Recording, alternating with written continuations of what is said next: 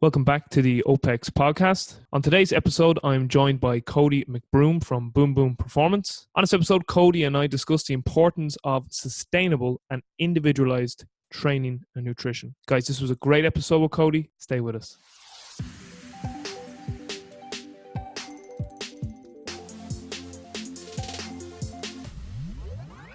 Cody, you absolute legend. Thank you so much for making time to speak with me today. Hopefully our internet connection will be all right. As I say, it gets a little bit shaky whenever I plug in my laptop. I don't know. But anyway, first world problems. But before I ramble on anymore, tell us about yourself. Give us a full background for the listeners. Yeah, man. So thank you for having me on, dude. I'm excited to be here. I'm a fan of the podcast as well. So I grew up, born and raised in Seattle, Washington as the fat kid. So I was always the fat kid in my group. I'm never obese, but always chubby. And because of that, I made fun of. So I always had this insecurity about my body and just becoming more. Because when you are the chubby kid, you always pick last. You never run the mile very well. You can't do chin-ups in PE. Like everything was just like I was in last place. So that sucked. But when I hit high school, I hit a growth spurt and I actually started playing soccer. Got pretty in-depth with soccer, club, select, varsity high school, indoor, like basically year-round playing soccer. Until junior year, I actually tore my meniscus for the first time. As we were just talking, I'm actually in a brace right now. I just had surgery, but I tore my meniscus, had surgery, gained weight, came back the next year for soccer, tore my ACL in the same exact knee because I did not rehab properly. Then went through the process all over again, gained even more weight. So at this point, I'm overweight. Didn't go play soccer like I wanted to in college, had no direction. I have a bum knee that I didn't rehab because I never stepped foot in a gym before in my life. And I'm just kind of lost, man. And it was this point in my life where I just felt, for lack of better terms, like shit in multiple areas. I didn't know where I was going to go financially, physically, mentally. I just was not motivated, was not confident. And I actually remember physically looking in the mirror for the first time. And it sounds weird, just butt ass naked, but I looked at myself and it was the first time I was actually aware of, man, you look like shit. I'm not happy. Like, why are you doing this? You're 18 years old. You have your whole life ahead of you. Like, do something.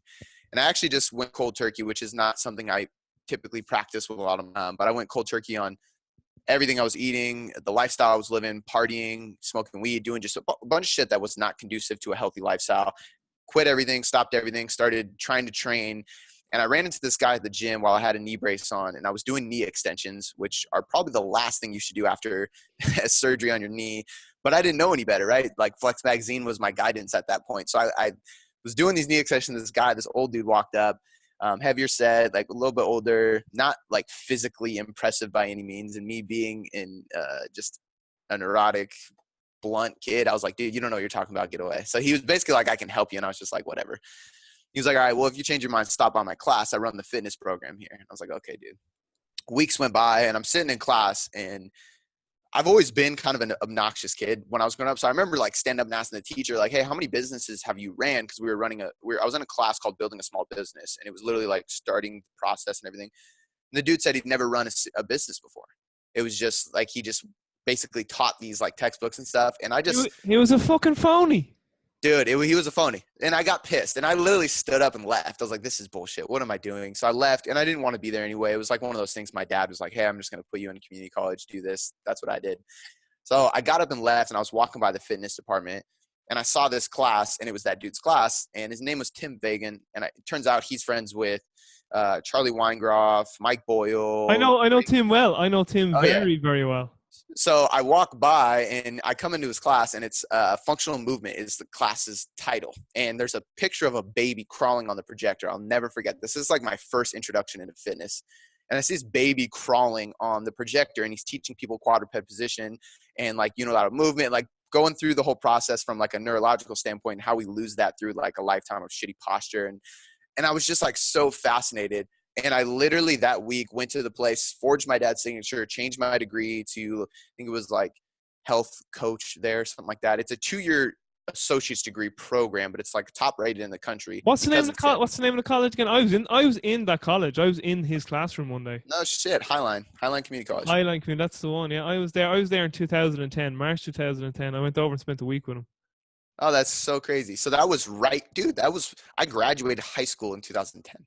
So that was literally right before I got there because I graduated at 17 and I got into his class at 18.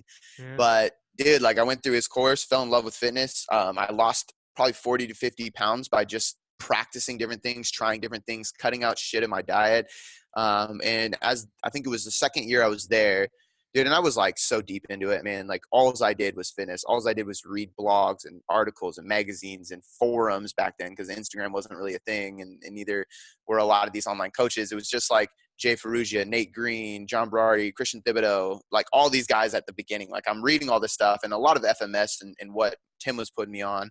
I used to stay after school and then go over to the hospital with him and watch him rehabilitate clients, because that's what he did. He owned a gym at the hospital. So I'd shadow him all day. The basketball court. Yep, exactly, dude. Yeah, That's such a small world, man. So yeah, I was watching him. I remember a guy that got in a car accident from a race car driving experience, and he was paralyzed. And I watched Tim get him to move again, walk again. And he walks into the class and does speech now. It's unbelievable. So I watched that. I did all that whole thing. And then there was a class called Business of Personal Training. And Luka Hocevar came and spoke at it. Oh. And up until this point, dude, every person that came into the class was wearing khakis and polos and was physical therapist or boot camp or LA Fitness general managers. And I was just had like a bad taste in my mouth. I was like, man, I want to be like Jay Ferrugia or Nate Green or John Berardi and these guys that created these like movements. And I hadn't found anybody that I could like cling on to that would help me find that. And then here comes Luka, and he's wearing like a Jordan sweatsuit with the chain on. And I'll never forget just looking at him like, this guy owns a business. And because he came in, he's saying fuck every other word. He's just like super real. He's talking about his business, and the passion just kind of like showed in him. And dude, like he gave this talk about how like everywhere he went, he would like send a thank you letter to wherever he went, to Eric Cressy, to anybody, right? He'd go travel, Martin Rooney, all these people that I got to meet over the years being with him. Sorry, did he talk about the time he went to see Eric in Newcastle in England? He always brings it up. Like, I remember this one time I went to this seminar in Newcastle in England, see Cressy's. Like, he always talks about that seminar. Oh, yeah. It's a crazy, crazy story. There's a lot of crazy stories with that guy, man. And we had Luka on the OPEX podcast. I saw that. Actually, I haven't listened to it yet, but I was scrolling through and I saw it. And I saw the title and I kind of like chuckled because I know all the background of those stories. Man. He's a great bloke. Sorry, keep on going with your story. This is brilliant. But he came in. It was the first time I ever related to somebody. You know, like I got into a lot of trouble growing up. I was never a good kid. I got into some bad circles. I had some friends that went to jail, and like it was just like bad situations that I was trying to get away from. And he was the first person that was extremely real, and I just vibed with the dude. So he told a story about everywhere he would go, he would send a letter and say thank you and give him a book, right? He would say something to say, hey, like, thank you for having me out, blah, blah, blah. And it made an impression on me. So the first thing I did was I wrote him a letter. Dude, like, thank you for coming. You inspired me. I can't afford to buy you a book because I'm broke, but I just wanted to let you know, dude, I thank you. I'm going to come to your charity boot camp, because he would hold these charity boot camps every weekend. And I was the only person in the entire class, there was like 40 of us or 30 to 40 of us, that said anything to him afterwards. So I was the only one he remembered. And long story short, I just kept bugging him until he gave me an internship. So I worked for him for like 3 or 4 months for free. That turned into a job as like a boot camp instructor. And then that became, I was doing like more private stuff. And then I started a small group called Strength Camp, where I helped guys with lifting. And it just kind of built, dude, over the years. And that whole process from college till now, I was writing a blog about my journey the entire time. Wow. That blog became what my online business is today. So when people are saying like, hey, how do I start in the online field? I'm like, hey, write a blog every week for fucking 6 years and it'll grow. And then you'll start having trust so you can build a business, which is not what they want to hear. But that's the reality of what I did throughout this whole process. And it was cool because I went from, you know, commercial gyms, high intensity, like boot camps, squatting on Bosu balls. So now was the thing, like that whole mess, to understanding functional movement patterns, to training with Luka, which was the hardest training I've ever done in my life, training with that monster. But going through that process of training with him, training athletes with him, training general population with him, just doing so many things and traveling. And dude, over that time, I just learned so much, grew so much, worked with so many different people. The blog just kind of took off and people started really gravitating towards my stuff online. And it was probably in 2014, maybe. It was a while ago, but somebody finally was like, hey, will you program for me? Like, I've been to your gym once. I live in New York. And I was like, dude, can we do this? Is this a thing? And he's like, yeah, sure. They PayPal'd me and it was like, cool. I wrote him a program. And that was like my first introduction into like, this is what online coaching is. And it started kind of taking off and we started building that out. And then a couple years ago, I found out I was having a daughter.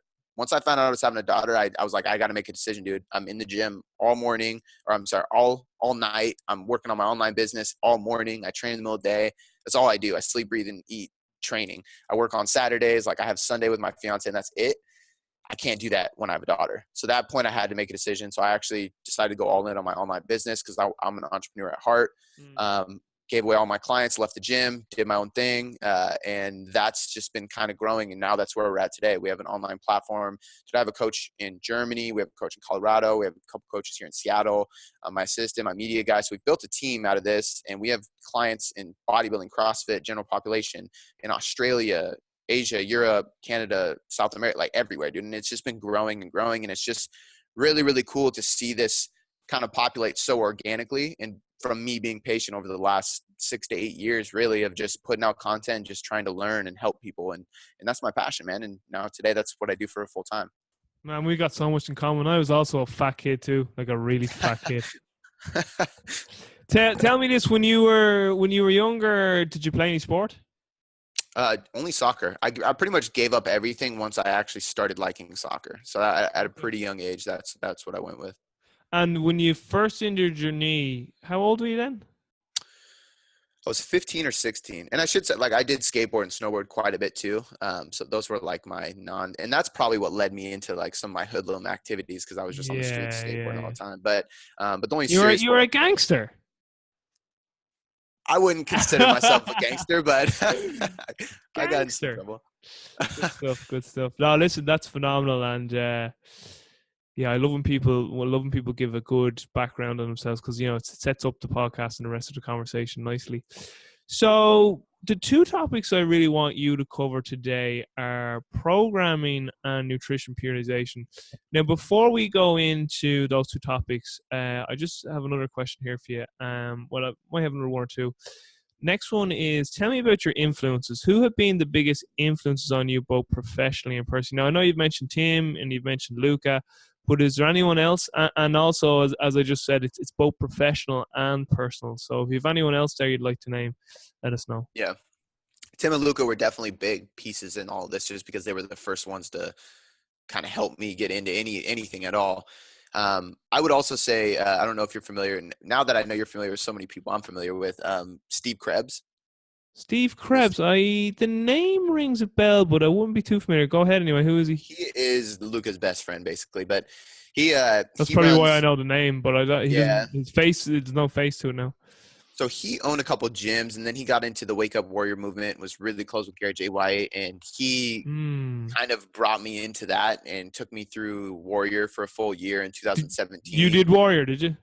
So it's weird, because I went through Warrior, I went through Warrior software, but I wasn't in Warrior. I was in Coach Steve Krebs, but Garrett came and talked to us multiple times. Like, it was this weird affiliate thing that he had going on. I know loads of people who've done Warrior. I know, but there's 3 friends of mine here in Ireland done it. AJ Roberts went through it. A lot of lads went through it. Go on. Yep. Go ahead. So that was a huge experience for me, just because, I mean, you're familiar with Warrior. It just puts you in a different playing field. And when I went through it, I was so young too. The first time I went through any of it, we went through Resurrection Week, which was basically like a piggyback off of Warrior Week that was ran by Luca and Steve. And I did that, and I think I was 21. So doing that at such a young age really set me up for quite a bit. But that was like the first touch that Steve had on me. And then over the years, he kind of just mentored me. Then I hired him as a coach all of 2017, and not just my business, but my life completely changed, man. It just like, such a big influence on my mindset, my spirituality, my relationships, how to act as a human being, like what life is really about, how to find purpose. Like, it was just so influential. So Steve Krebs is somebody I have to mention in that for sure. And then the last one I would say is Jason Phillips. I've gotten really close to Jason Phillips over the last couple of years. I see him throughout the year quite a bit. So he mentors me as well, in the business field, but in the life field. So we're pretty close, and he's had a big influence on me too. Brilliant. What are the good and the not so good things that you currently see within the entire fitness profession? And with the not so good things, what solutions would you offer? So another way I've been asking this question is, what makes you proud to be in our profession, and what doesn't make you so proud? And with the stuff that doesn't make you proud, what solutions would you give? Yeah, I like that, dude. That's a good question. What makes me proud is that what we do is about helping others. I think that and I think that's why a lot of people are not successful, because they're afraid to ask for money. But I also believe that, if the more money you make, the more people you help, in a sense as well. But it's just at the core of everything we do, it's literally about improving people's life one way or another. Like I used to always say, your body is the fastest path to power. And I believe that so wholeheartedly, because if you change your body, and this is kind of stealing from the core four thing in Warrior, but if you change your body, you will change your mind. If you change your mind, you can influence your relationships. And if you change all of that, you'll change your business. So if we just start with your body and we chase your health, we chase your fitness, we chase nutrition, everything in your life changes so much. And I've had so many people improve their marriages, improve their jobs, get bonuses, just have a better sense of well-being and just a better life, period, quality, because of fitness. And it was just from training and human connection. So that's what I love about our industry, is that's what it's about. Like what I do not love is that people, A, take advantage of that and take advantage of people, and B, are spinning it for lack of better terms, bullshit marketing. Like there's just, if there's one industry that has more bullshit in it than any other industry, it's probably fitness and nutrition, right? There's just so many scams and gimmicks. And I think it's hard because so many people fall into these quick fixes, and the reality of things are it just takes so much longer to see success than people want to accept.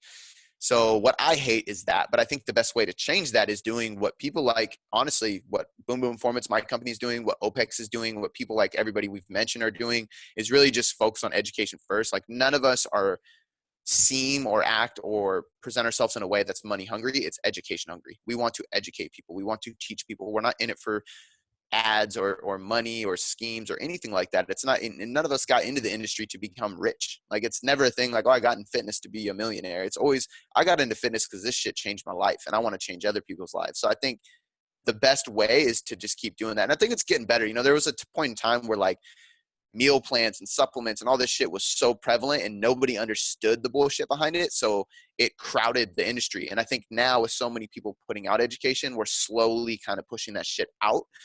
It's hard to do, and it's hard to be an overwhelming spirit in that sense. But I do believe that we're doing the right thing by just educating more people and offering free advice. Like I see no reason to charge for half the stuff we charge for. So I put so much free information out there because I know people pay for coaching because they pay for human connection and accountability more than anything. You were talking about my nutritional periodization podcast. I gave so much detail in that podcast that anybody can go and set up their diet and do what the hell they want to do. But a lot of times it's confusing. Adjustments are hard. Accountability, sustaining that process can be confusing. And that's where coaches come in and can help you adjust. And then there's the obvious, like what you guys do is more sport specific. Training an athlete at a competitive level is a completely different ball game. So I do think coaches are really necessary in that sense. But I do think, like, to answer that question without ranting too hard, I think like really just continuing to push education forward, I think is the best way to quiet that bullshit.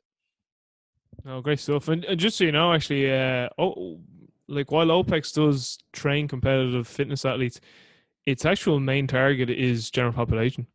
I believe it. As in CCP level 1 is designed to educate people to be like a fitness coach, to be able to be someone's coach for their whole life's journey through fitness. So like James is very much a person with a sort of like lifelong fitness development in his mind, you know. So, and as we were talking about offline, sure, you're going to be having him on your own podcast, so no doubt you two will have a great conversation.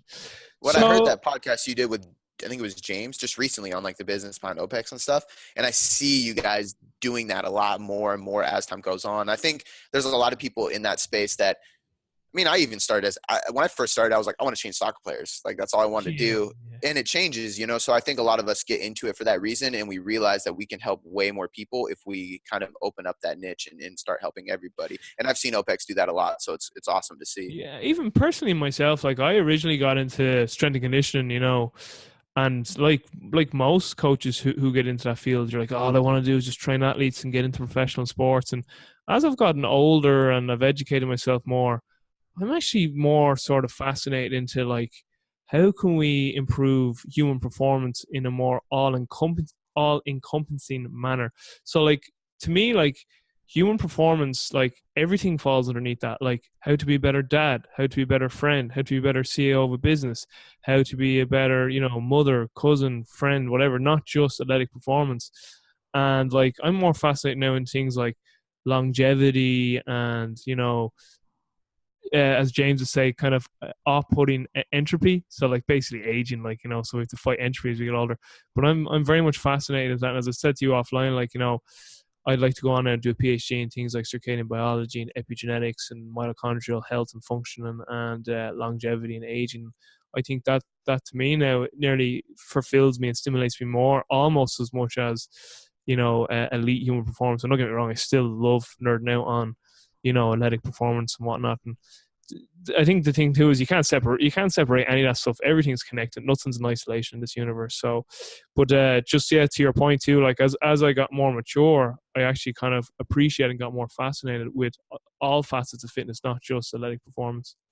Yeah, I can agree with that. And I think most people kind of go in that fashion because you're almost forced to too. I mean, if you chase performance or aesthetics for too long, too hard, you get banged up, you know what I mean? And you have to balance those things. That's the longevity of an athlete. And then there's an argument to say, you know, to reach peak pinnacle performance, you kind of have to sacrifice some health because you do. Being an NFL player isn't the healthiest thing in the world. And we understand that, but I totally agree, man. I think everybody sooner or later is going to have to gravitate towards some form of longevity because it's the only way. It's like that's been a huge conversation. It's probably something we can talk about another time. I mean, if we have time today, we can touch on it. But I'd say between the two topics we have here to cover, we'll definitely bring us right up to the close. But a lot of people lately, not even just myself or yourself, but so many podcasts lately, they're constantly talking about like the differences between sport and health, and it's trying to get that message out more to the masses because a lot of people think that they are the same. Or like a lot of people in the lay public, and you know, I don't mean that in a condescending way, but just for the convenience of this conversation.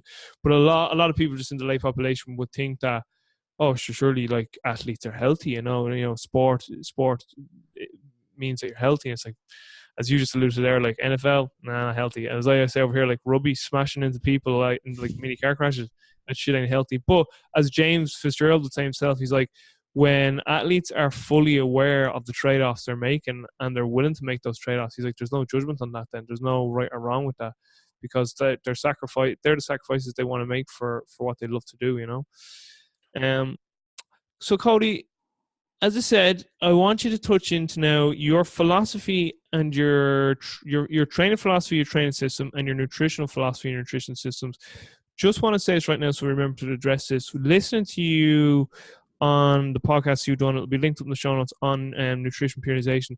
It was so funny too. It's gas. We've never met, and there's so much we have in common between the people we know and or even our life experiences being two ex-fat kids. But I used to teach at a personal training college, and I consult and I teach. And when it comes to nutrition, I actually use the 4 examples you always give. I'm like, listen, you're only ever really programming, and yes, I use the word program there for nutrition, programming your nutrition for 4 things: fat loss, hypertrophy, or muscle gain, whatever you want to call it, performance, or health and wellness. I always use those 4. And it was funny, they were the 4 kind of categories you broke down that podcast. And I was like, this guy, there's something here. There's something to this. So when you do get into your nutrition answer, if we can kind of keep those 4 categories in mind, I think that'd be good for the listeners to hear. But let's start with training first, if that's all right with you. Tell us, what is your philosophy, your training philosophy, and then what are the principles or the systems you put in place to apply that philosophy? Now, when I say philosophy, to me, philosophy is your why, and then your systems is how you put that why into action. So take it away. The floor is yours, my man.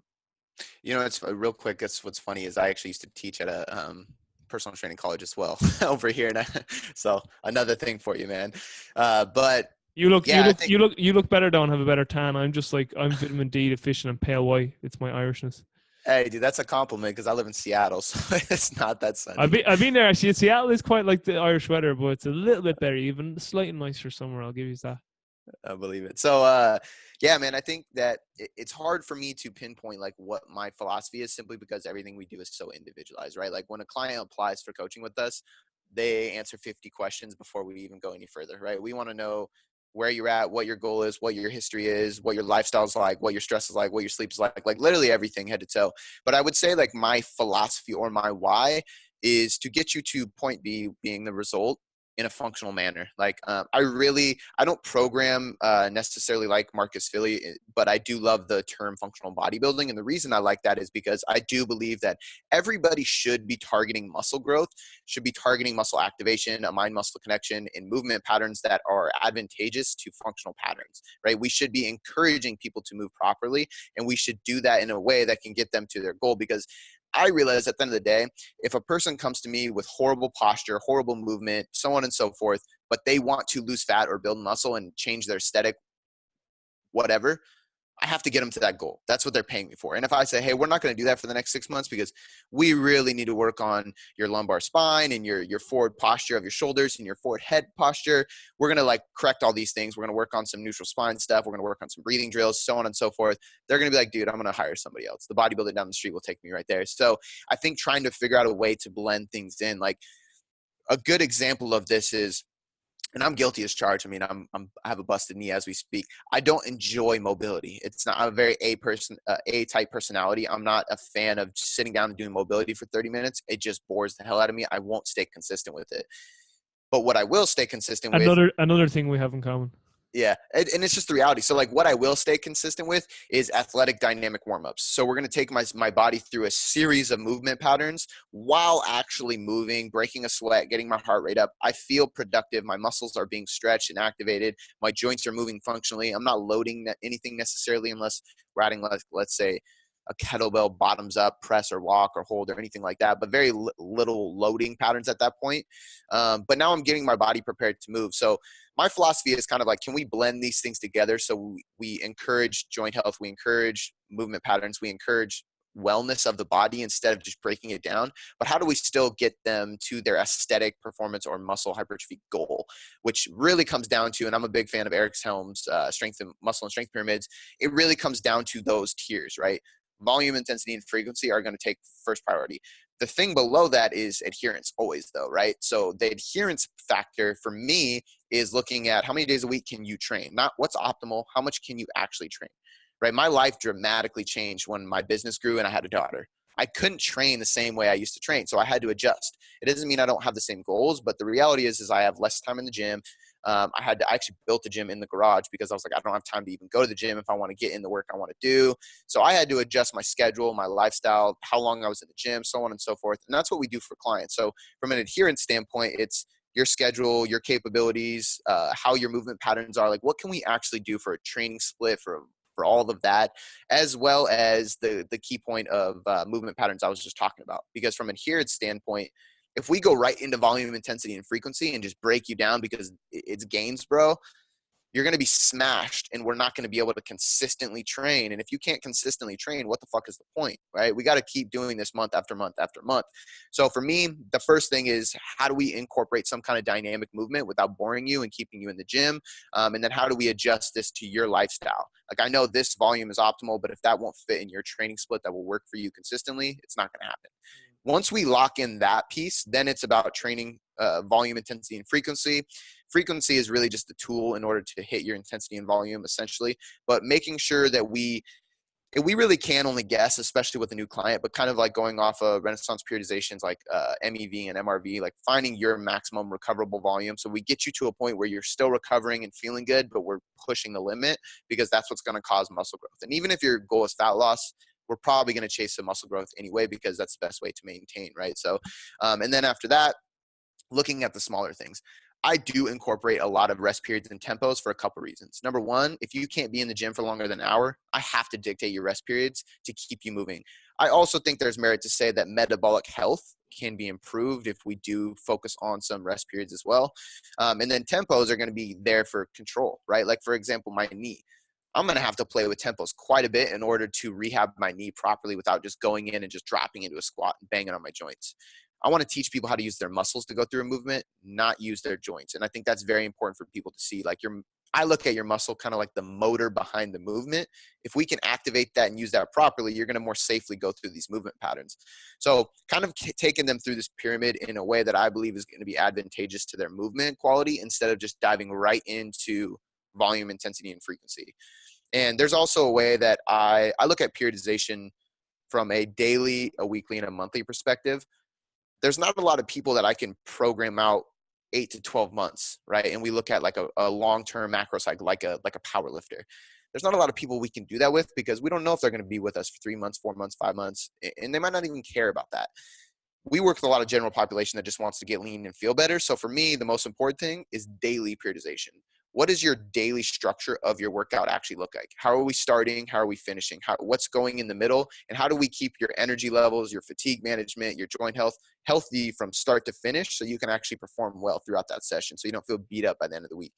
And that's kind of like, I guess my philosophy, my why, like going back to the functional training method, the functional bodybuilding method, I believe it's just about getting them that aesthetic or strength goal while prioritizing all these things. And I always tell people it's kind of like my way of tricking clients into it, because if I talk about posture, if I talk about mobility, it's just not sexy, man. And I don't blame clients for not really wanting to buy all into that, because what's fun and what's sexy and what's going to quote unquote get them results is the strength, is the max effort, is the high rep bodybuilding. So like, how can I blend those things in so they don't really notice it's there? The only thing I will say that I can't trick people into doing, but I really try to encourage people to do, is breathing afterwards. Like sitting down and doing some breath work after your training session can do wonders for your parasympathetic nervous system to calm down, recover better for your next session, which will lead to more gains, but it's a hard buy-in.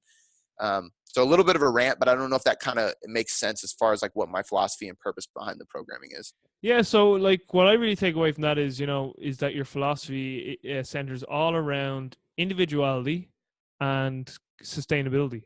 Yep. 100%. Yeah, so, and I mean, I love Eric's training and nutrition pyramids. So the training, as you said, adherence wraps around it. Then there's volume, intensity, frequency, VIF. Then it's overload, exercise selection, rest periods, and tempo. Just I'm very interested as well when I get to talk to guys who make the majority of their living or their businesses all online. Talk us through how the whole process works with your clients. So let's say I want to sign up and train with you. Talk to me about like the assessment process. Then like, how do you go about designing the program? Obviously, you're going to need more context because you're going to need that information back from the individual, but you can probably give us a broad, overview of that. And then how do you monitor like the individual? How do we know the technique is on point? How do we know they are making progress? How do you even know like they're kind of their perception of reality really is what's truthful? Yeah. So just kind of give us an overview of that. So like from assessment to designing the program to then monitoring and tracking the program. Fill us in on that. So the application. So starting from the very beginning, somebody found me doing something, they apply, that goes to my assistant, and that has some like basic questions. Like, let's find out about this person, what their goal is. So I have some context. Tori, my assistant, sets them up with a call. I get on the phone with them, and it's literally 30 minutes of just, I tell them it's kind of like a casual interview. Like, I want to learn more about you. I want to know about your sleep schedule, your work schedule, your stressors, your lifestyle, your goals. Like, let's get into your history. And we talk about everything, because usually if somebody does training, they're doing nutrition with me as well. Yeah.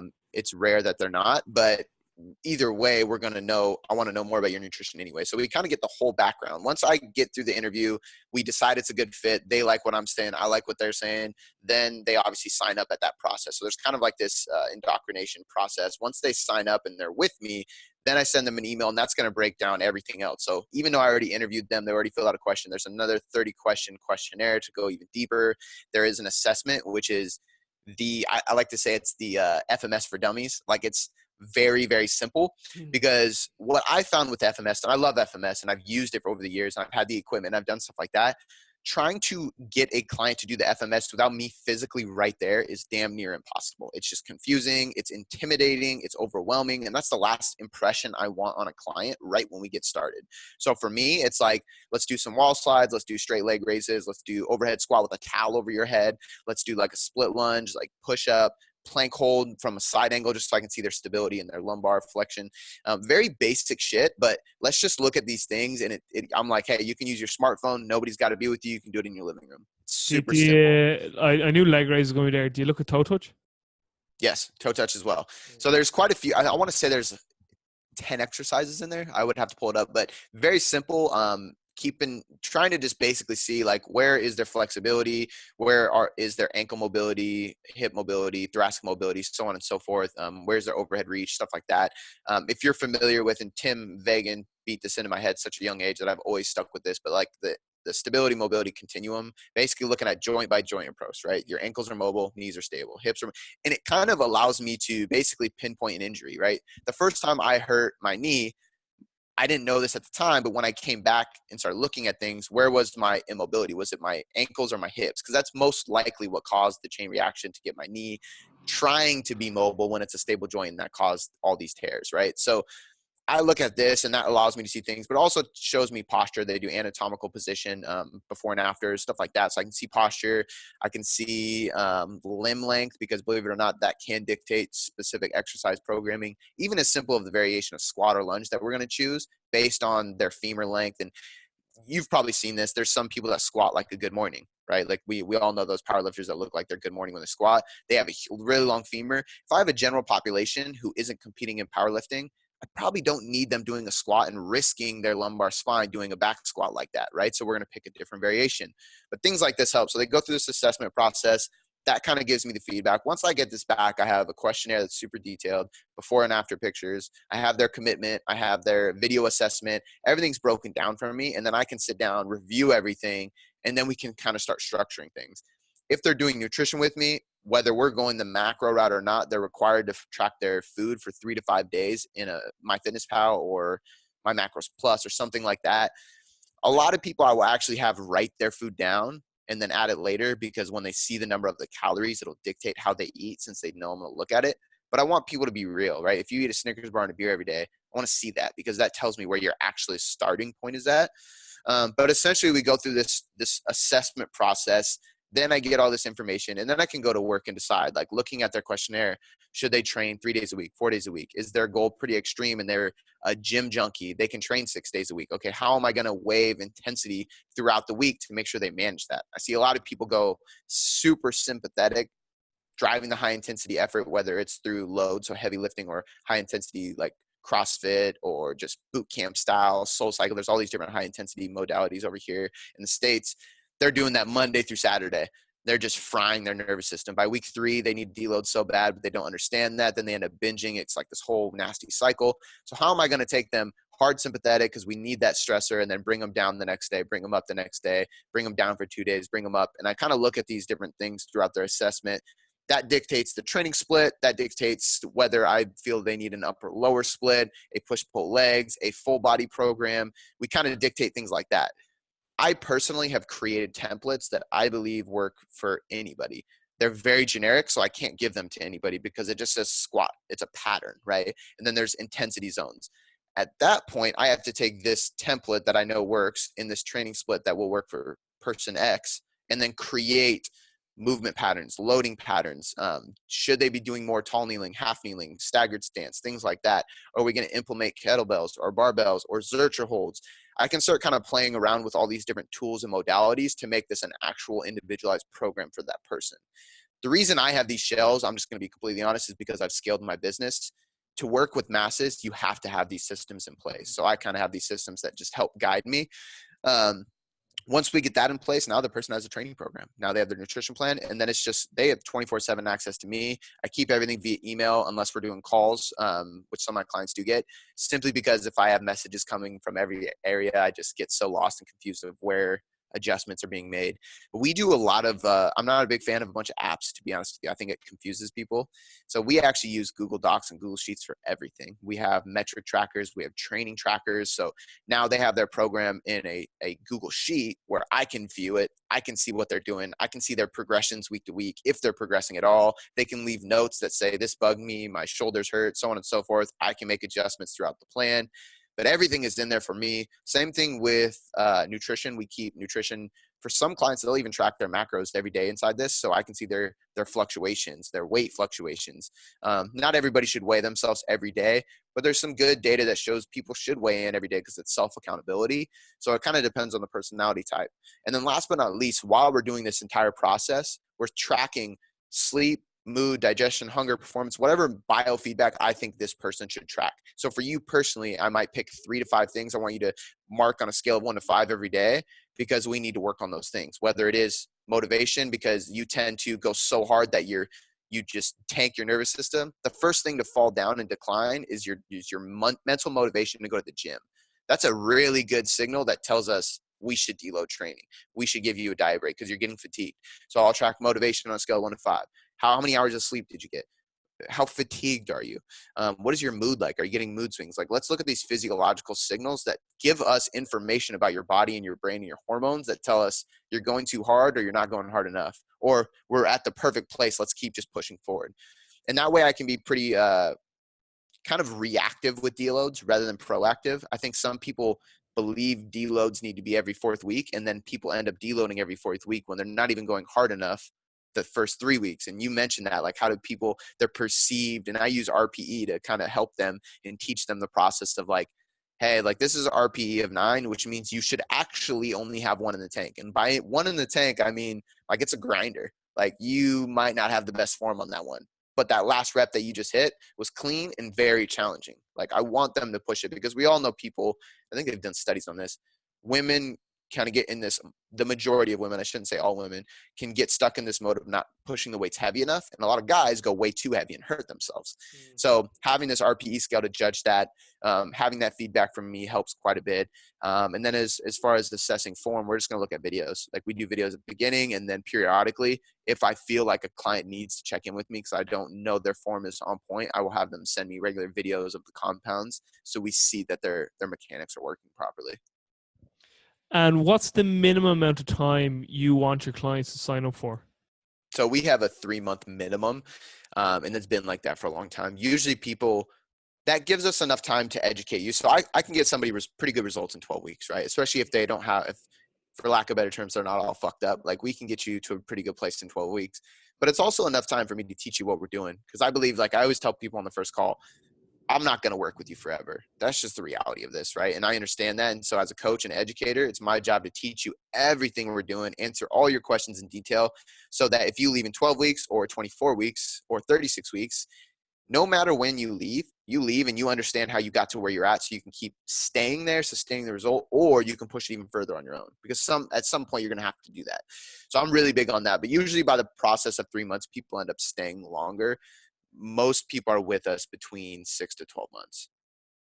So essentially, you teach people how to fish. 100%. 100%. All right, let's get into nutrition periodization. I was going to ask you about RP, but you touched on it there. And by the way, there was a great podcast you did in your own show where Sam Miller interviews you about programming. So I'll link to that as well in the show notes. But you did another fantastic solo episode on nutritional periodization. And that's actually a topic I really do enjoy. I think it's because years ago, Cody, I tell you what, I remember I was sitting down one time and I was thinking, is there such a thing as nutrition periodization? Like, literally just came, like, didn't read anything about it. Like, this is like literally when I was like 19, 20, and I was like, surely there is something like that.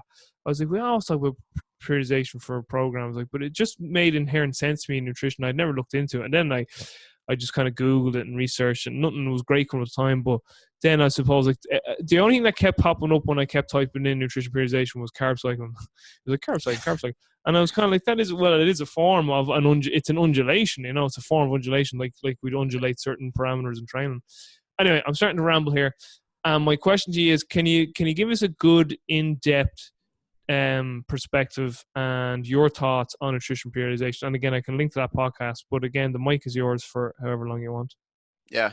Real quick, did you have James Hoffman on your podcast? Had him on twice. I know Hoffman well. Because we said RP, I heard his podcast with you, and I immediately hit him up and got him on my podcast. So thank you for that. The recovery podcast I did was one of my favorites that I did, just because it's such an in-depth topic. They killed. He's a legend, isn't he, James? Oh my God, that was such a good podcast. Go ahead with nutrition periodization, because I'm keen for the listeners to hear your take on this.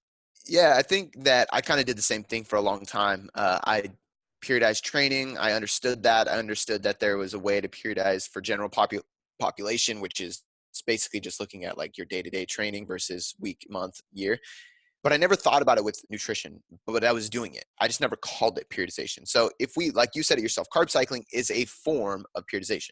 Periodization is just a plan, right? If you have a plan that goes further than one day, you are periodizing in some way, shape, or form. If you know what your nutrition is going to be like tomorrow, you're periodizing. That's just on a very small scale. So carb cycling is an undulation of periodization throughout the week. Now, what I started realizing I was doing is I was planning out specific refeeds, specific diet breaks. I was planning out specific periods of time where we're going to focus on cutting, where we're going to focus on maintaining. And that's like the big piece of periodization where I think people fail to gravitate towards and do, because maintenance is not fun or sexy or driving you towards a goal. It's kind of keeping you put, but it's so necessary. And then there is the long term, obviously, where you have like a in season for an athlete, an off season, a maintenance phase. Like if we take a CrossFit athlete, for example, going into an in season where they're just driving super hard for competition, carbs are going to be through the roof. We're going to need to feel that performance. Fats are going to be controlled to make sure that we are facilitating proper digestion absorption of that fuel we're taking in and not creating any gut stress. We're never going to drop fat so low that we're risking anything, but enough, right? And then when we get out of that and we can deload training a little bit, we can back off the carbs, give the body a break from containing so many carbs, and then actually implement more fats to improve nervous system and hormonal regulation while we're trying to heal from that competition, because it's one of the most intense sports that we can do. So when we look at an athlete, there is season, off season, things like that. And then the periodic weekend competition where we just flip the week and completely around, right? With general population, we got to look at when are we cutting and when are we maintaining and when are we possibly going into a gaining phase, which is less common, I would say, with clients that we work with, because we work with more fat loss clients that are less worried about bulking up. But either way, these are different phases and they're all very important. I think where people get mistaken is that they don't think they should be maintaining because that's not bringing them towards their result. But if we don't spend some time maintaining, we're not going to reset our body fat levels, reset our metabolic rate, keep things under wraps, and we're not going to resensitize or regenerate our hormones, essentially, right? When we go into a deficit, when we go and drive into fat loss, for example, whether we're going for stage, photo shoot, or just general, like your wedding, or just you just want to lose fat. When we start passing 12 weeks, 14 weeks, 16 weeks, and we've been in a deficit, we're really starting to harm our body from a hormonal and a nervous system level. And this is why like the Matador study was so great for our industry, because it showed you that periodically putting in maintenance phases can not only get you to the same fat loss result, but it can literally give you an insurance policy on your metabolic rate. It can make sure that you save your metabolic capacity, your metabolic speed, your hormones, everything along the way, so we don't have to wreck those hormones. Now, somebody getting, like if I'm getting a bikini athlete ready for stage, I can't necessarily do an alternating. So for people who don't know, the Matador study, basically 1 to 2 weeks in the deficit, 1 to 2 weeks at maintenance, and you just alternate back and forth until you reach your goal. I can't do that with a bikini athlete that needs to get on stage October 12th because there's a deadline. It's very specific. We have to get to that goal. But for the general population, things like that, or adding in 2 refeeds a week, for example, or adding in a 4th or 5th week diet break, are great ways of periodizing your nutrition to make sure that we're saving our hormones in the process of dieting.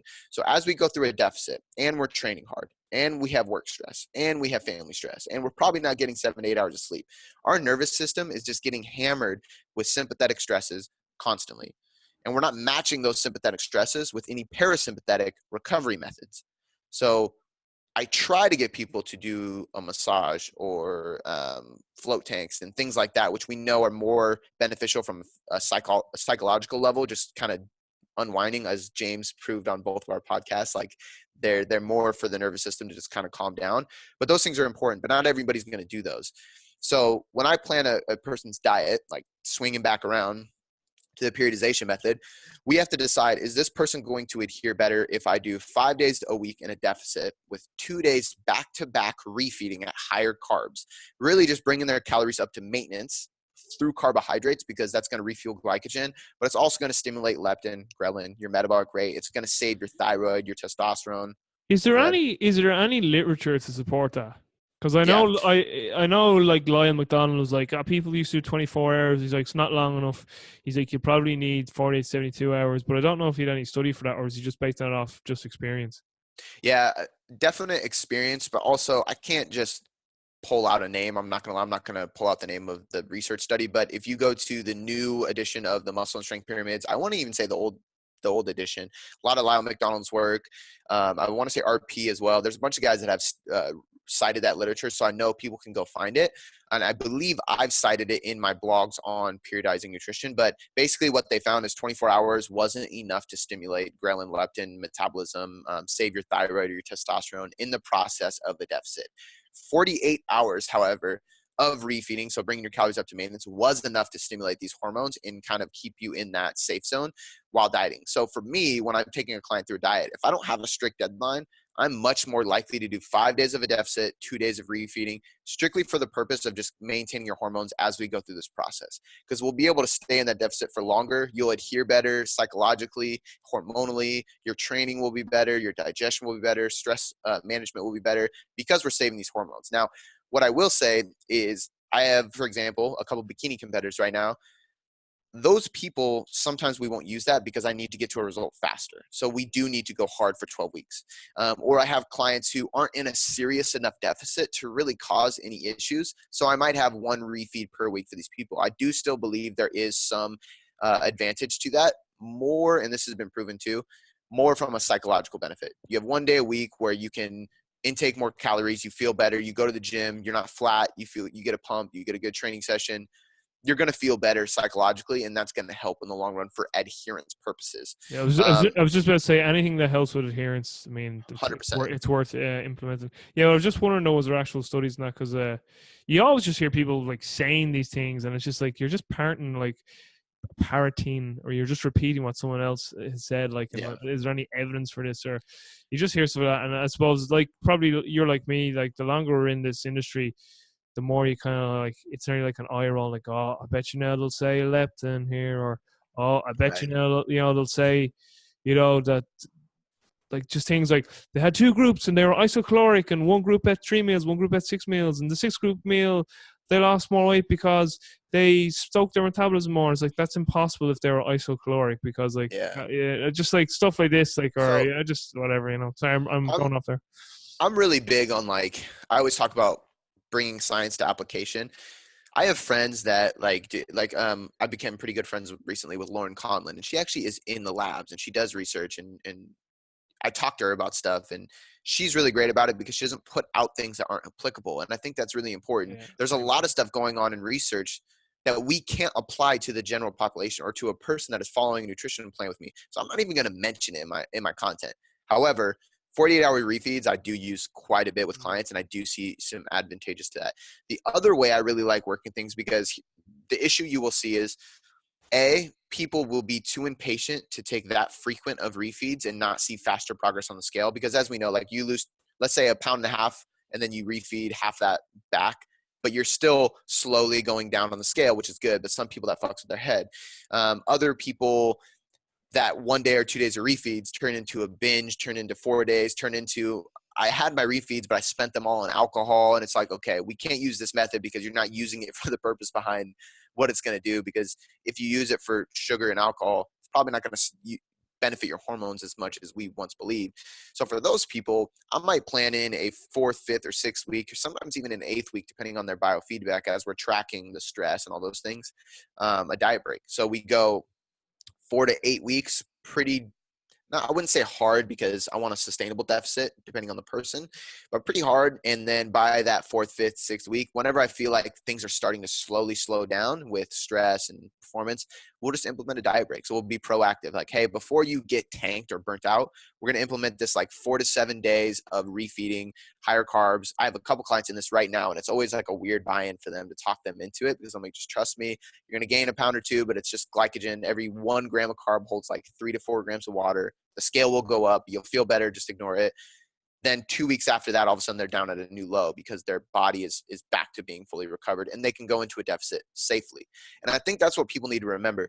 When we do these 2-day refeeds, when we do these 7 to 10-day diet breaks, when we do even like maintenance phases, the whole purpose is to get your body back to a place where you have earned the right to go into a deficit.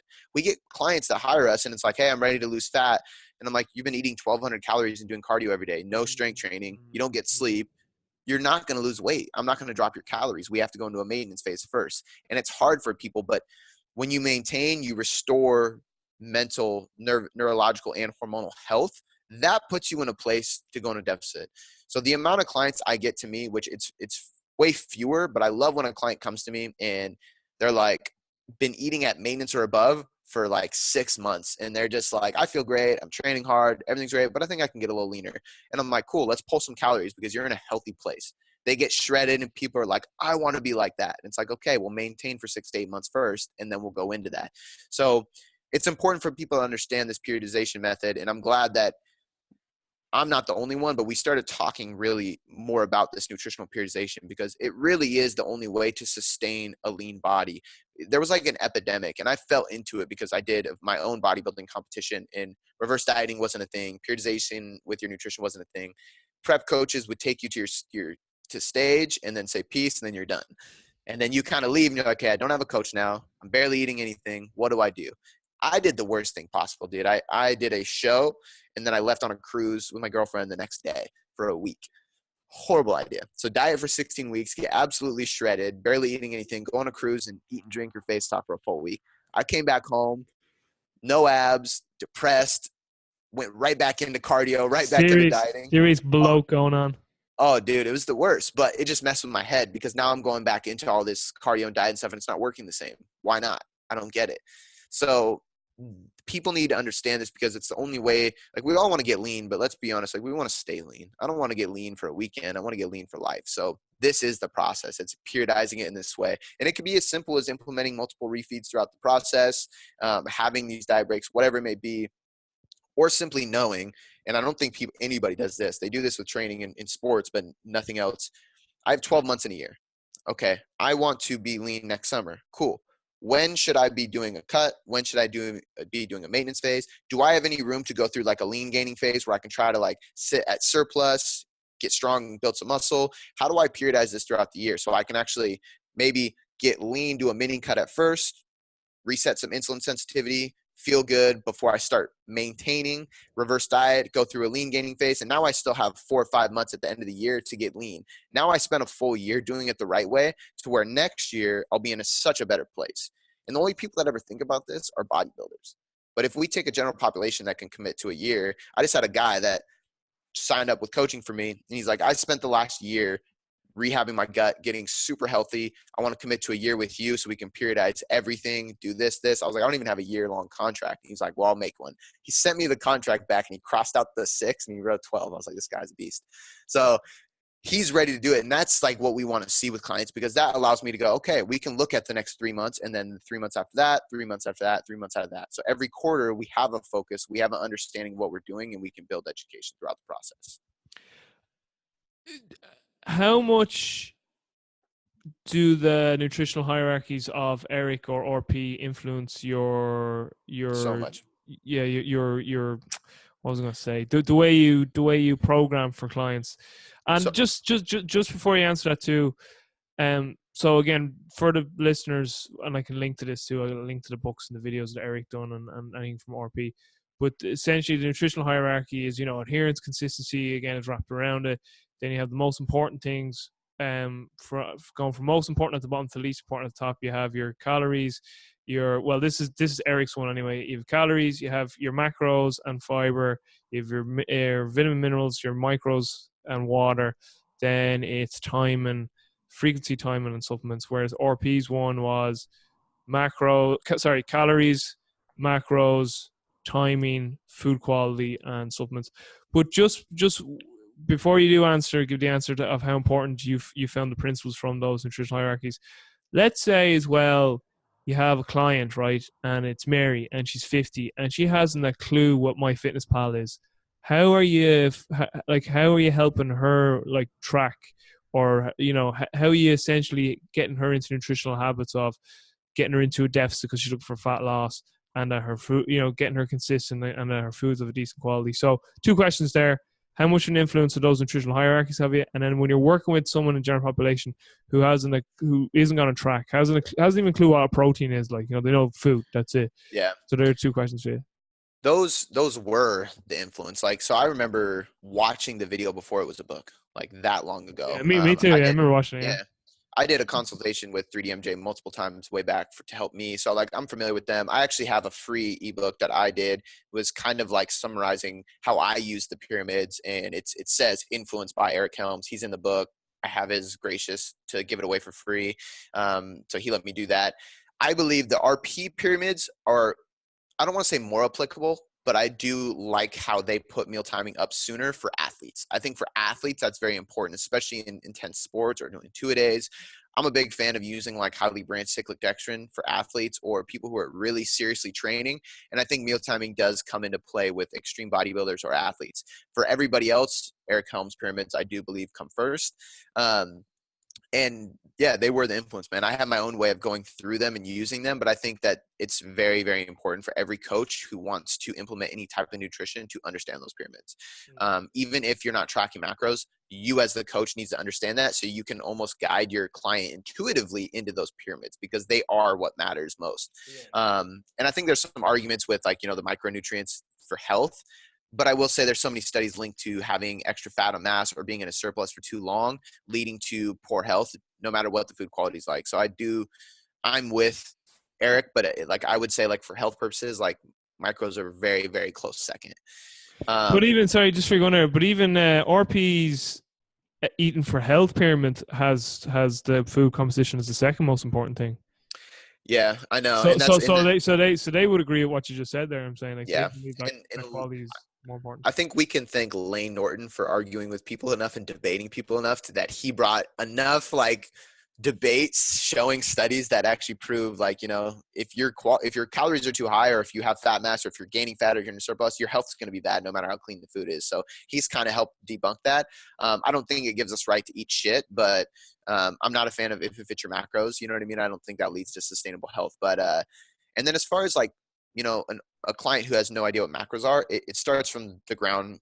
The communication and the coaching and the education is just on an entirely different level. I don't go into it assuming macros, calories, and carbs. And that's why we have the application form, the phone call, and then the questionnaire. By then I know, okay, this person literally has no idea what a protein is. So we're going to start by, hey, like I want you to read these food labels, look at these foods. I want you to start targeting these types of foods. And I have content built out that shows this is protein. This is why it's important. This is how to get more of it in your diet. This is a carb. This is why it's important. This is how to get more in your diet. This is my fitness pal. This is how you use it. This is what yada, yada. Like we've built these things as a team. So it's pretty easy that I can send this stuff before. Like if I read an application and I know they don't even know anything, I'm just going to say, hey, like looking forward to our call on Friday. I want you to check out these articles because they're really going to help you understand what macros are. And even if we don't track these, they are going to be the crux of what changes the body composition and gets you to the goal that you want to see. Do you eventually want to get all your clients to a place where they are tracking, like using a MyFitnessPal or? I go back and forth on this. I think that my philosophy is that macros are a tool. So I like to tell people like, hey, ideally we would get you to use macros in MyFitnessPal because you're coming to me for a specific goal. So if we can implement these macros, we can use them to get to your pinnacle, to get to your point. Now you understand how we got there. Now we can slowly bring you back to maintenance and maybe maintain that goal. And if you never want to track macros again, I'm going to show you how to maintain that intuitively. And that might be, hey, you're tracking once a week now. Now you're tracking once a month. Or it might be, hey, I just want you to track calories and protein and let your carbs and fats kind of float around. Then I just want you to track protein. And I'm going to try to let you auto-regulate your calories, but I want you to be sure you hit your protein. And then we're just going to check in on MyFitnessPal once every 2 weeks. So you can just see if you've been doing the right thing, right? And that can teach people how. And I can give them those instructions. If they can't even coach with me anymore, I can say, hey, for the first 3 weeks, do this. Second 3 weeks, do this. Because we're not trying to change body composition at that point. I'm just trying to teach them intuitive eating. So I go back and forth on it. Yeah. So again, what's really ringing true to me here in our entire conversation is individuality and sustainability. Like they're the two main things that I'm getting off you, and that everything is really just a tool in the toolbox to help facilitate those two things. 100%. I use Whole30, paleo, elimination, intermittent fasting, macros, like you said, they're all tools. They're not diets, they're tools. And everything we do is the two words. It's funny because the two words I talk about most in my content, or like it's on my website or on my Instagram profile, it really is individualized and sustainability. Like those are the two key words because I believe in them more than anything. I'm not gonna lie, man. I've barely been on your website, so I actually hadn't seen that. So that wasn't prompted at all. So that really makes that an authentic, authentic little discussion we just had there. That's but good. There was something else I was going to say to you. Oh yeah, it's really like, so again, like everything well, most things we just touched on there again, they're just tools in a toolbox or strategies to help respect the principles of those hierarchies that Eric and the guys from RP put forward. Like they're the principles, but everything else is just a method. I always say this: it's like vegan method, paleo method, intermittent fasting method, the 5-2 method.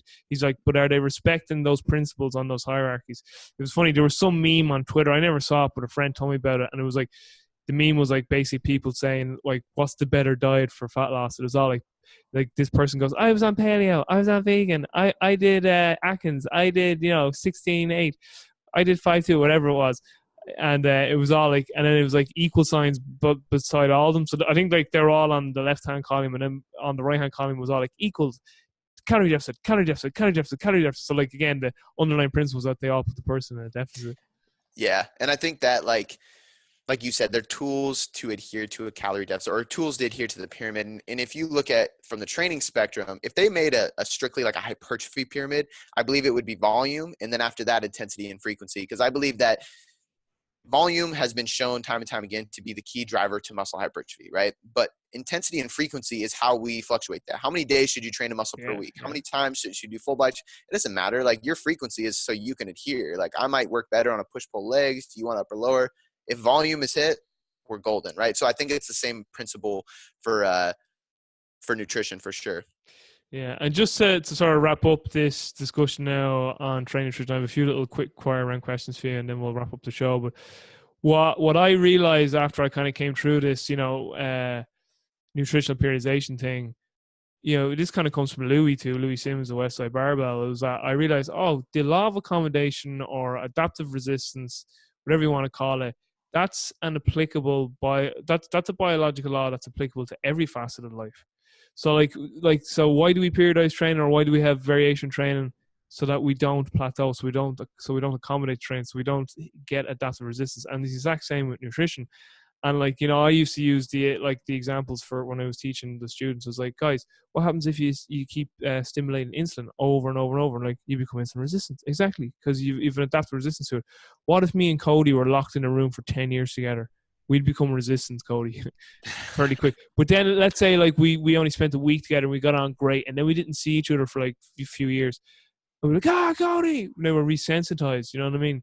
So the adaptive resistance would have gone down and the sensitivity would have risen. So it was just like the law of accommodation is applicable to all facets of life. So training, nutrition, relationships with people. That's why your job you're in right now gets boring. It's not fulfilling anymore. You've built up this massive accommodation. You're like, I need variation. I need change. Because it's funny too, and I'll let you speak. This last thing I'll say on this is that in Tony Robbins' book, The Awakening the Giant Within, he talks about the major stressors to human beings as the first major stressor to humans is uncertainty. And then you're like, oh yeah, that's kind of obvious. But then he goes, the second biggest stressor to humans is too much certainty. And they're like, it's a paradox, god damn it. So we don't like being too uncertain, but we hate too much certainty too, like the same mundane Groundhog Day over and again. So it's that, again, it is in that spectrum, which I found fascinating. I apply it to business too, man. I mentor some people on their fitness businesses and stuff, and we set 90-day goals where we go pretty hard at a goal, and I'm always like, we got to take at least 1 to 2 weeks to maintain your business, go on vacation, do less content, just chill for a little bit. Otherwise you will get that way.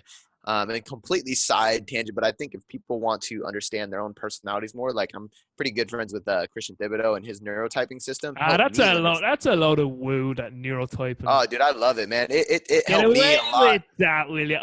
I'm good friends with. We had Christian on the podcast about that too. I'm only messing. I'm very good friends with Christian. He's a legend. But it's funny the amount of people that are like, that's a load of crap. All this. Oh yeah. I don't use it in my training programs for clients very much at all, but unless it's very what I notice is type 3s and everybody else, the people who need routine and never want to get out of it. Yeah. And then everybody else. And that's what I was going to get to. I have some clients that need that routine where if I change their program in 3 to 4 weeks, they're going to go crazy. So it's hey, we're following this block for 8 weeks because you need to just sit in it. But then there's other people, everybody else who likes that, what you basically just explained, you need variety every once in a while. You need change, you need breaks like that. And I kind of split the neurotyping in two, in my opinion, but it taught me a lot, kind of going through his system and talking with him a lot. I've already just seen all the listeners that added a Christian probably this is by money joking. The reason I'm saying that is he's gotten so much backlash. People saying, it's a load of bollocks, all this neurotyping. And the thing is as well, it's like the man is trying to put forward, a model here that doesn't exist to try and enhance or understand. Again, he's just trying to add more tools to a toolbox. What's wrong with that? Yeah, I suppose he wants a certification, make money off it. I'm like, listen, man, I know Christian, that's not right? him. It's not, do you know what? I'll tell you, this is a story. I know Christian, right? And that's not him at all. And I can back that up because he's been over to Ireland a few times in a seminar, right? And a fella came up to him and goes, Christian, your books again, you mentioned, like this fella, it's the first time I ever came across Christian. I was like, come on, man, Black Book of Trade Secrets, modern trends, they're so well known. Yeah. High threshold trend. But he comes up to Christian, he goes, where can I get your books? And this is actually what Christian said. He goes, he was like, in his great French accent. I won't even try to do it because I'm terrible at doing accents. It'll probably sound like a Chinese man or something like that. But Christian just said to him, he's like, just Google it. Like they're out there as free PDFs. You don't even need to buy it. That's what he said to him. He's like, man, they're all over the internet. Like, so he's like, that's the type of bloke he is. But no, I've only joked with you. Because I always say to Christian, Christian's a lot of woo, all this. How can you tell someone's neurotransmitter dominance through questionnaires and whatnot? But again, being serious about it, I think there is definitely something to it. I think. Is like, can we? Is there a model out there? Is there something like purely objective and like hard science that can tell you this is someone's neurotransmitter dominance? No, there isn't. But like, should that stop someone trying to evolve a model that can give us more understanding about something that can potentially enhance the prescription of someone's exercise program or training program by including this neurotransmitter piece to it? Like, I don't see any harm in that. It's just, people just want to. It's funny. Paul Chek has a saying: when you find your purpose in life, you don't need a crisis. So what I mean with that is, people who usually bitch and moan, it's because like they've got nothing else to do. So to get some self-worth in their lives, they just like to moan and give out. They're the people that like focus on external things they can't control, like the weather and other people's. Like, listen, just focus on yourself. Be a spiritual person. A spiritual person is just someone who takes responsibility for what they create moment to moment. That's all you can ask for. But no, Christian's a great bloke. I really do appreciate the work he's done for our profession. Yeah, absolutely. I mean, just the amount of content he's put out on T Nation and his website Ridiculous. over the years, like, you can't hate that guy. I've done so many Thibodeau programs over the years that helped me, and just so much knowledge, and I've hung out with them. Like, it's just, no. Yeah, I've hung out with him too, and he's a legend, and his accent's absolutely class as well. Yeah. And he's so just brutally honest. That's what I love about him. He's so brutally honest. Like, Christian would tell you like the deepest shit that went on in his life, like, because he's just an open book. I really, really have huge respect and love for the man. Listen, we'll wrap up. Are you okay for just 10 minutes there? Are you? Yep, we're good. Perfect, yeah. Few little quick fire round questions. Now, the questions I say are quick fire, but you can take your time on them. Biggest lessons you've learned so far in your life? Give more. Ask later, receive later. I think that's a big one for me. I've read The Go-Giver 100 times. Oh, man, that book is phenomenal. Phenomenal audio book, too. I gift it to a lot of people. And it's just, I just believe that everything I do has been centered around giving. And I think if I just give more and be patient, like, it's always worked out. So that's like my biggest takeaway of life so far. How do you learn? What's your learning process? I'm a reader, man. I love podcasting, mainly selfishly because I like talking to people. So for me, I love it because I get to have people on and talk to them. But I get backed up on podcasts. Like, I don't get to catch up on things. So I do listen to podcasts, not as frequently as I would like. I listen to them when I'm cooking and stuff like that. But I like reading, man. I have like a big block in my day where I read every morning, and that's just always been my best way to just take knowledge and then apply. So I'm really big on what I call, and I learned this through Warrior, study and execute. So basically, whatever I study that day, I got to create content with. I got to share with the client. I got to use in my principles, something like that, because that's how you ingrain it. So, but I would say reading for sure. And I'm like, because blogs got me into all of this in the first place, I love reading blogs. So like, I mean, I think I've read, this is impossible, but every T Nation article you can think of. Like, back in the day when I had a job as a grocery clerk, I would just sit there and just read articles on my phone. Like, I've always been really big on just searching stuff on the internet. I'm a part of a couple different research review groups. So like, doing things like that have always been helpful as well. Brett Contreras claims he read every article on T Nation a few years ago. I believe it too. I don't know if that's possible, dude. Well, so, like up until that point, which a few years ago, I don't think he reads it anymore. But I've met Brett, and that fella is the modern day Mel Sif. He is just like wired when it comes to just everything to do with just fitness, exercise. I believe it. Strength, training, everything. Is there anything you do on a daily basis that is essential to your day? Yes, I would say my morning routine, and it's like so just nonstop ritual. Like with the knee surgery, it's been a little bit different because the last week have been crazy. But before that, it's literally like wake up, coffee, meditate, journal, read, then go about my day. And Mm, in the summer when it's nice, go on a walk as well. Like it's good always man. pivotal in my mornings, but it's been raining 90% of the time, so I can't. But every day, dude, like walk downstairs, start the coffee machine, meditate, journal, drink coffee while I read. Like that's my first hour of my day, no matter what. Great stuff. I meant to add something to your answer there on about how you learn. Ben House said a really great thing on a podcast he done. He was like, you basically have to take what you learn and make it your own. So like he was saying, again, some people they'll write about it, they'll journal about it. Other people will do a podcast on it. Other people do a blog on it. And for me personally, teaching the subject. So I'll read up on it, I'll listen to everything on it, I'll search the perceived experts in the field. I'll actually contact people who are seen as experts in the field. I'll interview them, and then usually I'll make a PowerPoint presentation as if I'm going to teach this to a class. So I find that very good. So I just like the way Ben worded that. He's like, you got to take something and make it your own. That's how you'll master the topic. Yeah, I agree 100%. And I think like if you look at a lot of the information I put out, it's all curated. I didn't invent macros or refeeds or any of the shit I'm talking about, but it's about me learning, researching, implementing, and then teaching through my content. And I'm huge on that. And then like just one thing to add to my morning routine too, that I think is the most important part that I completely left off is I don't check my phone before any of that. Yeah. And I think a lot of people wake up and check their phone. I wake up, turn off the alarm, and I literally don't touch my phone or any notification. My phone actually stays on do not disturb all day. My fiance gets pissed. She'll come upstairs. I've been texting you. And I'm like, oh, it's on the other side of the room on do not disturb because I just need to stay in my zone. And you get overwhelmed with so many notifications, man. It's just not You healthy. can, or you can go extreme like me and just not have one. You don't have a phone? No. Damn, that is no extreme. phone. Yeah. Minimalist. Fuck yous all. I'm I off. don't know. It was funny. A guy was delivering protein to my house there last week, and I missed the delivery twice. And I finally caught him a third time. I was literally on a walk back from the park, and he was just about to put in the third notification. I was like, "Oh, here I am!" And I come up and he goes, finally we meet. We got you." And then he looks at the box. He goes, just for future reference, this Irish guy so, and I'll give you this. I can do this accent because it's Irish. He was a dub. He speaks like this, Cody. All right, Cody, yeah, what's the story, man? That's the Irish way of saying, what's up? He says, oh, finally got you, man, yeah. He says, see the way, just one word of advice here.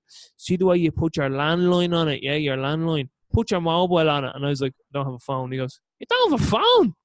Jeez. And I was like, I'm completely off the grid, man. And he goes, fair play to you. And he just walks off. That's hilarious. Yeah, so I don't have a phone at the moment. Now, actually, I do have a phone, but it has no network on it and has no WhatsApp on it because the phone's so old. So the only thing that's on it is I just use it so I can read my iBooks off it. That's it. There you go. Can't contact me on it, man. That's the daily routine. You've 1 year left on Earth. How would you spend that year and why? Now, you're not dying. You're just leaving Earth. You're going on the Starship Enterprise with Captain Kirk, but you're never coming back. So what would you do with that 1 year? I'd put my fiance and daughter on a plane and we'd go travel. Probably go to Europe first and just hit a train and just go everywhere, man. I got family actually my family is Irish. I have family in Hungary, Budapest, Wow. Toronto, kind of spread out. It's pretty crazy, but I would literally travel the world. Like that's been always my goal. My original business plan, no shit, I wrote this down, was to start a blog that made money. That's what I wrote because online coaching wasn't a thing. And I was going to travel living through hotels, and the Airbnb wasn't a thing back then, but basically just rent in month to month travel and You're just going to run be a website. nomadic. That was my 100% plan. It's funny because That's that's what Men Hanselman's apparently does. He just travels. That's 100% what he does. And Luca's brother Matej, I want to say his website was the Nomad Entrepreneur or something like that. Is that the brother? Is that the brother with the English accent? Yep. Isn't and it that's fucking weird that they're brothers? It's hilarious because he would come into town and all the girls at the gym would go crazy because it's beautiful. Like David, a beautiful accent too. He has. Yeah, David Beckham looking, sounding guy comes to the gym and everybody freaks out. It's hilarious. But I always wanted, I looked up to him because he did something similar. He traveled a ton, so many cool things. He's doing the same masters I'm doing right now.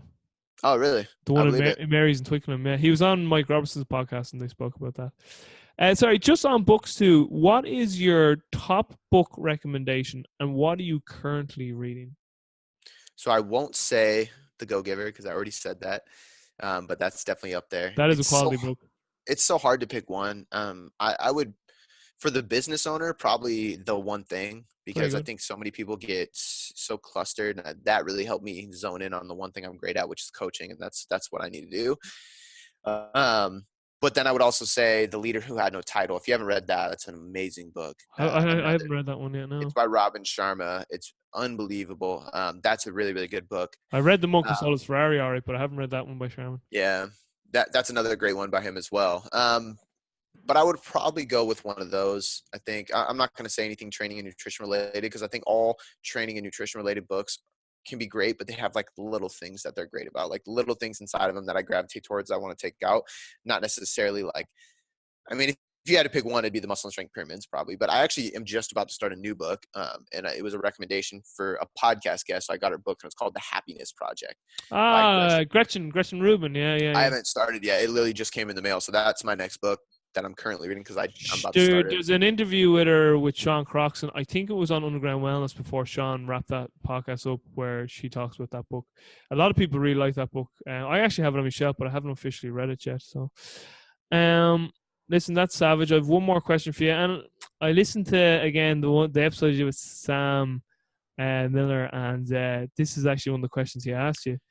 Dude, I laughed so hard because I've been originally, we asked a question where people sit on a plane to Japan, and then you have two people sit next to you who they're going to fly with. Yeah. And then my co-host left, so I changed the question.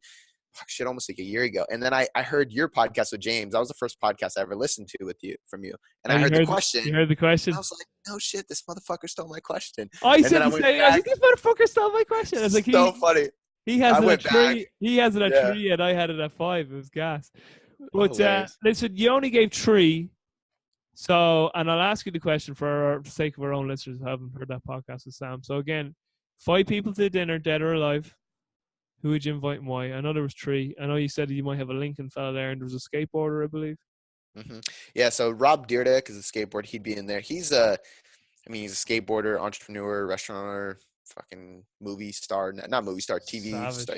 Dude, he's just such a smart dude, and he's so happy and passionate. Like it's insane. Like he's a winner. That's what you call him. He is a winner. Yeah. So I definitely, he actually has a startup company where he helps entrepreneurs build their dream businesses, and then he leaves. So he literally comes in, helps them with the creative, and then bounces. And that's like his passion. It's crazy. So I'd have him there. I would definitely have Joe Rogan. Big fan of Joe Rogan's podcast. Seen him stand up. He's nailing it lately, isn't he? He's crazy. Yeah. And he retains a lot of knowledge. He's actually really smart from everybody he talks to. So I would love to have him there. I would definitely have, since I have 5, I'd throw I don't remember my third on the podcast I did. Yeah, you said someone that we learned from history, and you said a Lincoln type. Yeah, I don't think you actually gave an official person, but you're like a Lincoln type individual. Yeah, I think I was talking about like Marcus Aurelius or somebody along those lines. Yeah.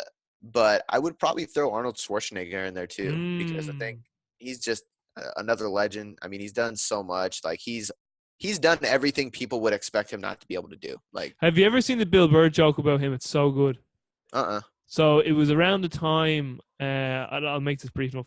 I'll link this in the show notes, because I'm sure there's a clip of it on YouTube or somewhere online. Bill Burr, such a legend. But basically, it was around the time like Arnold was getting slated for cheating on his wife, and whatever your thoughts are on that, whatever.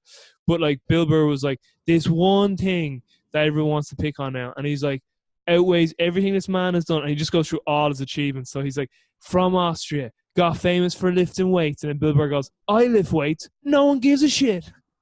And then he just goes through everything Arnold achieved. He's like, wanted to become famous for lifting weights, done it, nailed it. Then it was like, what's next, Arnold? Want to be a world famous actor in English, and there people were like, no, not a chance, did it. Then he's like, what's next, Arnold? He's going to be, I want to be governor of a United States, a state in America. Not a chance. Did it. And he just goes through everything this man's achieved. And he's just like, this guy's winning his whole life. And he just did a little bit of, infidelity. Of course he thought he could get away with it. He was winning his whole life. It's just like, people, he's reprehensible. This is just like, if people could have like one bit of the drive that man has had, like, yeah. So sorry, it's just a bit of a rant on Ireland.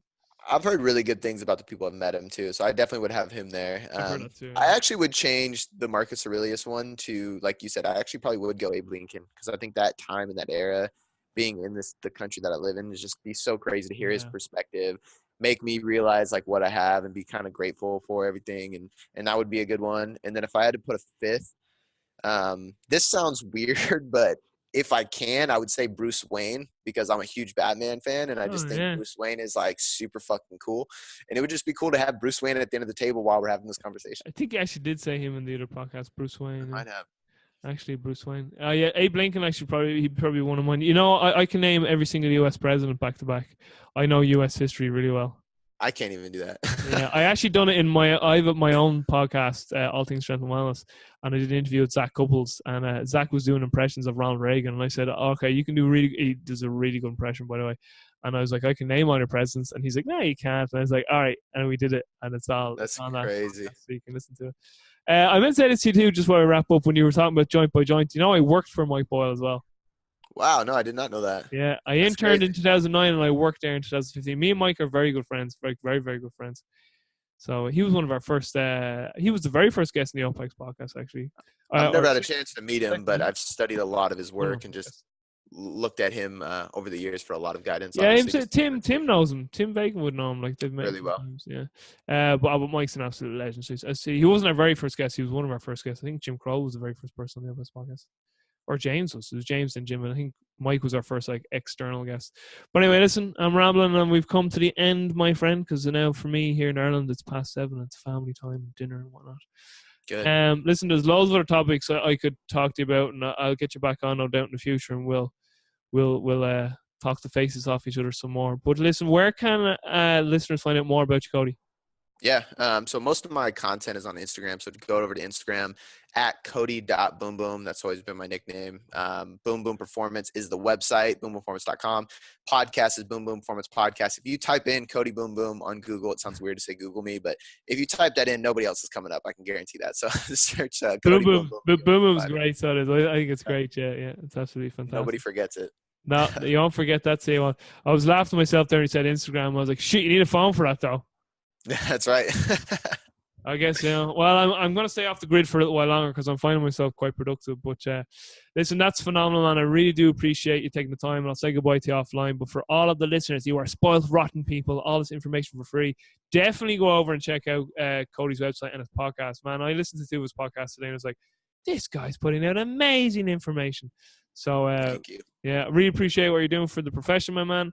You're making it better, and yeah, hopefully that we can reciprocate that on OPEX in here, that we're doing the same as well. But again, to all the listeners, take care. I hope you really enjoyed this conversation with Cody. Be sure to check out his website. Everything will be linked up in the show notes. But for now, peace.